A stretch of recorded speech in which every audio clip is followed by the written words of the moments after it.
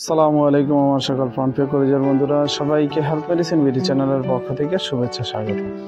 বন্ধুগণ, আজকে আমরা আলোচনা করব এই আমলা সিড অর্থাৎ আমলকি রসায়ন 450 মিলি সিরাপটি নিয়ে।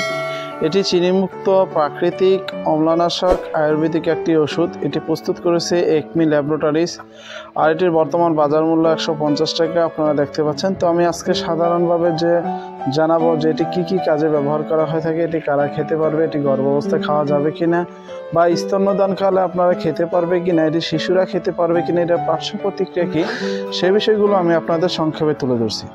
তো বন্ধুগণ, এই আমলা সিড সিরাপটি এটির মেন কাজগুলো আমি আপনাদের দেখাচ্ছি। এটির নির্দেশনা হচ্ছে অম্লাতিক্য, বদহজম, অজীর্ণ, অরুচি, পেট ফাঁপা, রক্ত স্বল্পতা, জন্ডিস এবং রোগ প্রতিরোধ ক্ষমতা বৃদ্ধিতে কার্যকরী এই আমলা সিড মেডিসিনটি।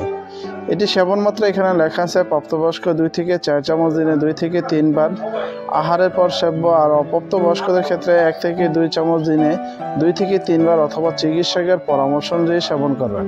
আর অবশ্যই সেবনের পূর্বে বোতলটি ভালোভাবে জাকিয়ে নিন। লেখা আছে আলো থেকে দূরে, ঠান্ডা এবং শুষ্ক স্থানে রাখুন, সকল ওষুধ শিশুদের নাগালের বাইরে রাখুন।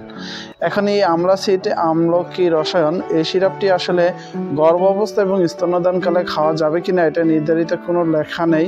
তারপর আপনারা এটি ব্যবহারের পূর্বে অবশ্যই গর্ভাবস্থা এবং স্তন্যদানকালে আপনারা অবশ্যই একজন গাইনি বিশেষজ্ঞ ডাক্তারের পরামর্শ নিয়ে আপনারা এটি সেবন করবেন। আর এটির কিছু পার্শ্ব প্রতিক্রিয়া থাকতে পারে। এটি আপনার সেবনের ফলে হঠাৎ করে পেট মোচড়ানো, বমি ভাব, অতিরিক্ত সেবনের ফলে মাথা ঘুরানো, মাথা ঝিমানো ইত্যাদি কিছু কমন পার্শ্ব প্রতিক্রিয়া থাকতে পারে। তো বন্ধুগণ, এই ছিল আমলা সিড সিরাপটি নিয়ে আমাদের সংক্ষেপে বিবরণ।